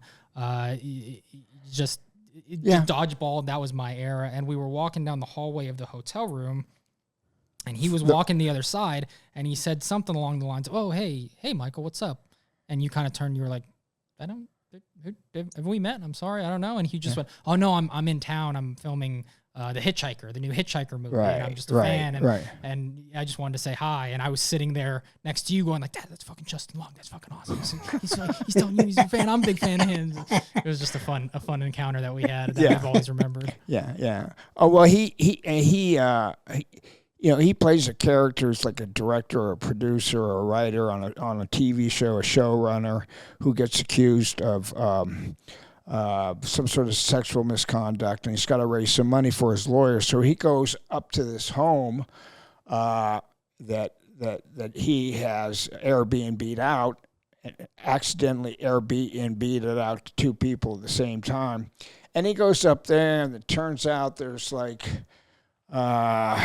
more fucking tunnels there than Gaza. You know, I mean, you're welcome. You know, there's just like, and he didn't know it. Turns out, but I'll just say that movie, I could, you know, right from the very beginning when they're just on one house, you're single on one house, and then the car pulls up to the house, they stay in the shot, and then she finally gets out and she goes to the door. You can tell it was a relatively low budget movie. And I like filmmakers who can make a nice $4 million. $4 million. Okay. So, you know, I like it when I see a relatively small movie well made. And that movie, I liked it. I get it. I really it's not the type of movie that I'm going, oh my God, this is like. But there are studio people, like Jim was saying, that basically saw that movie and said, oh, well, it's, would you say, not Lionsgate, with New Line, right? New Line? Yeah, New Line. Yeah. New Line. There are people at New Line who probably, how much did that cost and how much did that make? Well, which one are you talking about? The first one, Barbarians. That one made $45 million. Yeah, well, yeah. You obviously go with that guy. I mean, that guy, what's his next one? Resident Evil. Just gonna be good. just in case anybody ever tells you that Michael Biehn was talking about you, just because I don't quite understand your movies exactly doesn't mean that I wouldn't want to work with you. Would love to be in Barbarians 2 or Resident Evil 3. Oh my God! Not even do Weapons 2. Be in Weapons 2. I can shave my head too and have a few dreadlocks coming out, and I'll play the Amy Madigan Put some white thing. paint I'm on your such face. I'm such a fucking idiot. So anyway, so you asked me to watch the movie, Yep. and we kind of have three different perspectives on it. And the thing with... I will just say, when I said that third act was losing me, which it was, but the climax is what brought me back, that whole scene where she's running around and she's screaming, which I thought was hilarious. It was... They get her on the grass and they just rip her limb from limb. It was so like satisfying of an ending to me, and it was so funny that I was like willing to go, you know what, don't even worry about the police and nobody looking at. I thought it was just such a great ending that I was like, you know what, I'm okay with all this. I loved it. I see if you notice this. At one point in the movie, Josh Brolin's outside, and he's like starting to make his drawings to figure out, like, oh, it all goes to this guy's house. And another one where the lead character, instead of the police, figure it out. Like the police aren't going to search that kid's house. He's the only one. They're not going to like look. They did technically. Yeah, except for the basement. Yeah, you said they were gone during that. Oh, okay, all right. I guess they do cover themselves pretty well. But at one point, Josh Brolin is just outside and just happens to be looking up. And see if you remember this, Jim, tell Kaylin, because I was watching it on my phone, and I was like, what is that he's looking at? So I put a replay on my phone. You watched the movie on your phone? What? You watched the whole movie on your phone? Yeah. Why? My son had my iPad. Yeah, well, what about your TV? I don't know how to work that. Yeah. No, yeah, okay. This is... This got nothing to do with... I can watch a movie and enjoy it on my phone just as much as... Okay, well, okay. And to tell you the truth, it might have been on. I have two iPads. One is my iPad, and one is Dashiell's iPad. But whenever his runs out, he always grabs mine. So I think maybe it was just Monday Night Football. I might have watched it on an iPad, so it really doesn't make any difference to me.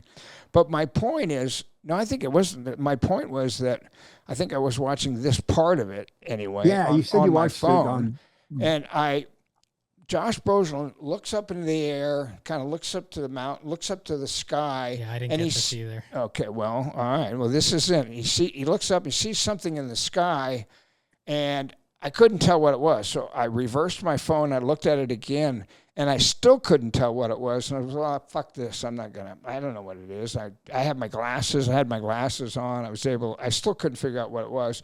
So the movie just went on. Jim went on to explain to me, Jim, what did he see up there?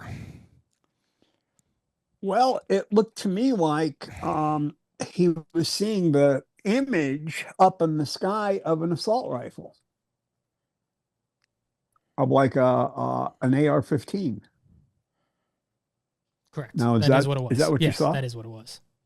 I don't know if it was an AR-15, but it was an assault rifle, giant one in the sky. And what number? What number? What? There was a number next to it. Yeah, number 232. I didn't notice the number. Okay, well, you should pay attention. Yeah, there's a number 232. Number 232. Number one. Was there any point when that happened that you went, what the fuck was that about? Or have you ever thought, since you saw that movie, why did he look up in the sky and see an image of an assault rifle and the number 232 that's got nothing to do with the fucking movie? I don't know. No, I do not really understand the symbolism of the gun, other than the movie is about weapons and controlling people. It's called weapons. It's not about weapons. Well, yeah, it's her weapons. It's the witch is able to use people as weapons. With a fucking. But you know that when he did that, he was in a dream sequence. It wasn't like him running around. That was him like sleeping in a dream and getting. That wasn't just when he sees the. Whoops. When he sees, he thinks he's seeing his son run out the house, and he tries to go follow him, and he comes back. That was all like a dream sequence. He wakes up in the bed, and then the son turns around, and it's the. Okay, so there wasn't a real assault rifle in the sky. It was a dream with the number sequence. 232 on it. Okay, all right. Well, that helps explain that to me. Actually, I think the number is 217. And it's written down. That's the time in the morning when the kids all disappeared. Oh, that's the time of the morning. It's not 232. I thought that you had told me that number corresponded with a bill. Yeah, I got that information from somebody, and it was wrong, and it was wrong. Erroneous. Yeah. Oh, okay. That it was some bill in Congress to impose an assault weapons ban like we had 30 years ago. I wonder, that's what I was told. I wonder, as a filmmaker, you go like, okay, we got Josh Brolin. He's having nightmares. He's in a dream. We're going to do one of those things where we think things are really happening, and it turns out to be a dream. He walks outside. What are we going to have him do? You got any ideas? I don't know. Maybe like he looks up and there's like a bear in the sky, or maybe there's like an air, like a jet going by. What about an assault rifle? What if he looks up and, all the kids are dying from assault? Oh my God, great idea. Let's make it an assault rifle. It sort of looked like the spaceship from Close Encounters when it was coming in for a landing, all those lights, and it looked like some celestial object. Oh, by the way, Doug Stanhope is good. He's given us our date now. I think it's December 19th. Doug's going to be back. Doug was our very first guest. Doug is Mr. Football.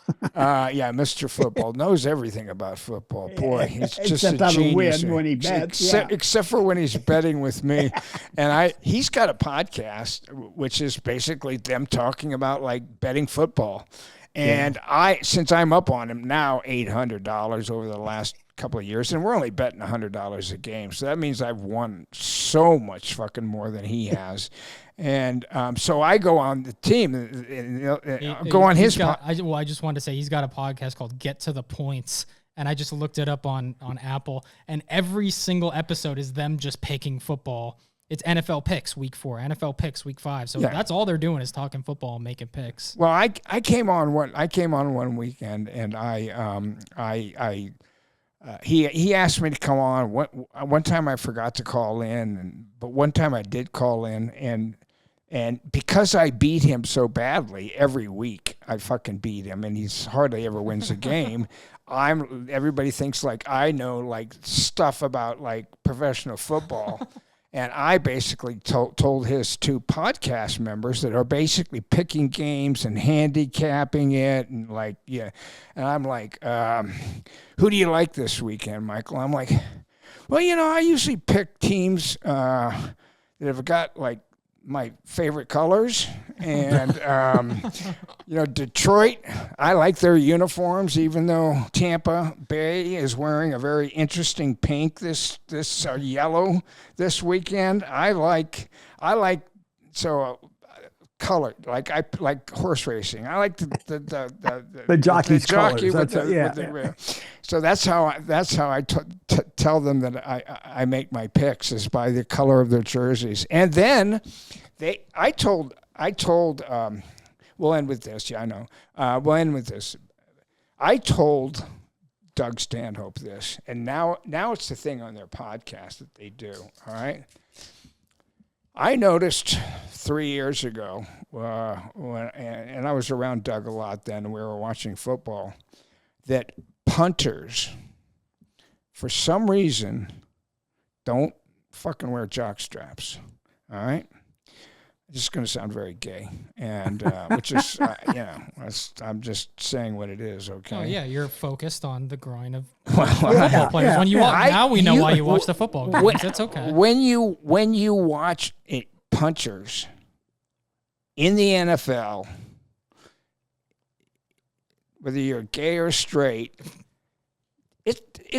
it's like they're fucking wearing spandex. It's like their dicks are all on display. All the punters, they're just on display. Well, and I pointed this out to Doug Stanhope a couple of years ago, and now on his podcast, they're able like to go through football games and stop images on like the punters. Oh, yeah. And I mean, it's like my junk's better than your junk. And, it's gotten, I think it's a little out of control. I think the NFL, they change rules every year. I think they need to start putting some underpants on their fucking punters. That's just my opinion. I mean, Kaylin's looking at me like, what are you out of your fucking mind, Dad? Well, they're punters.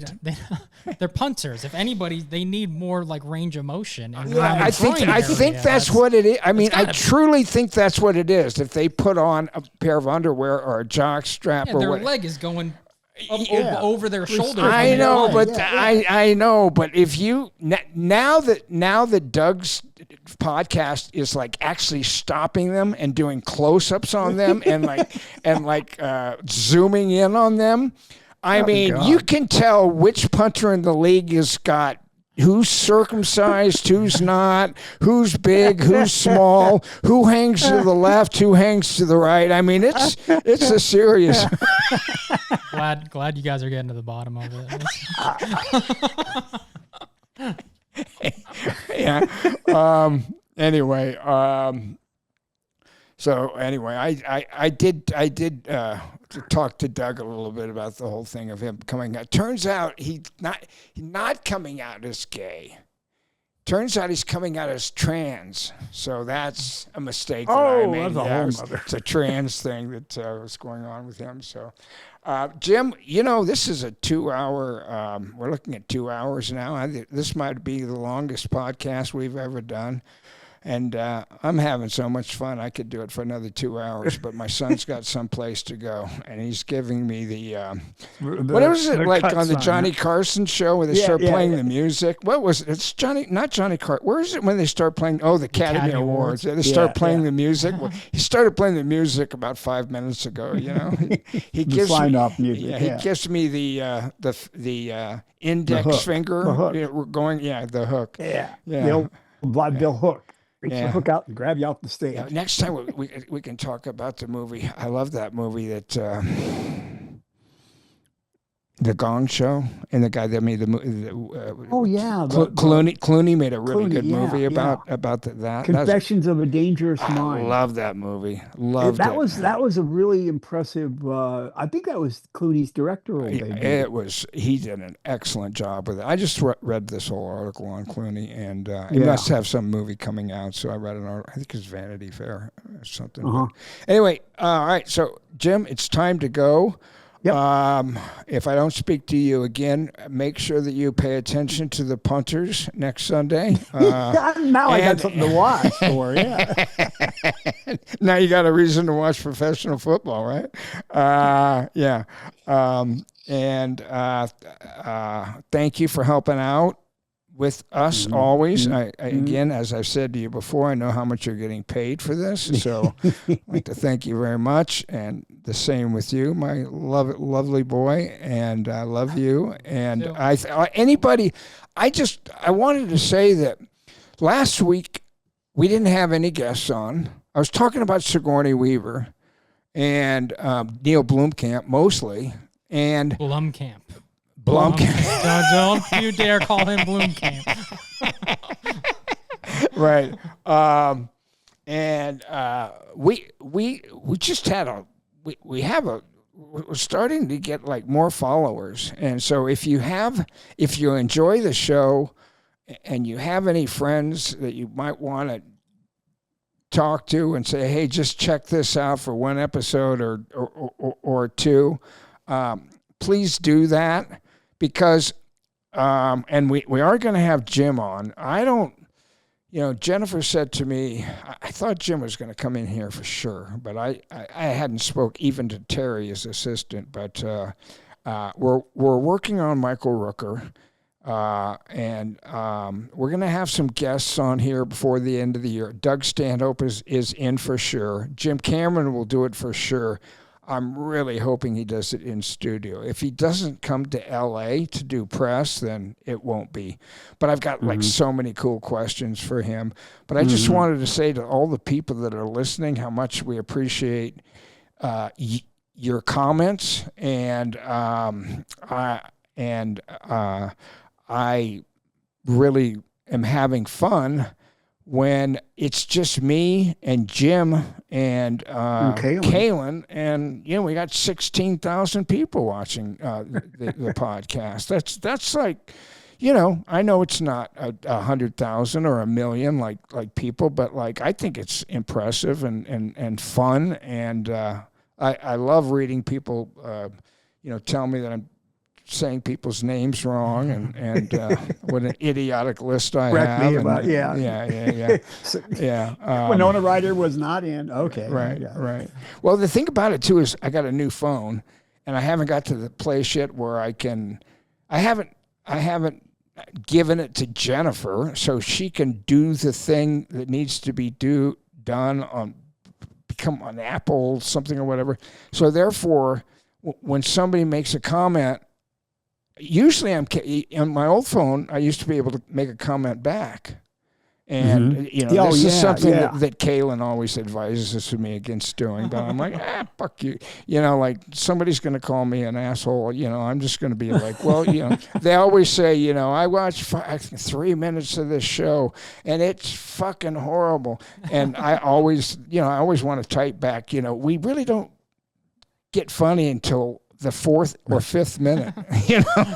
I just have, that shows you how much I have to do in life, but anyway, I hopefully I'll hear even more good news about what the good news is that Adam was talking about. And maybe I'll make some more movies here in the future, but I'm kind of holding out now.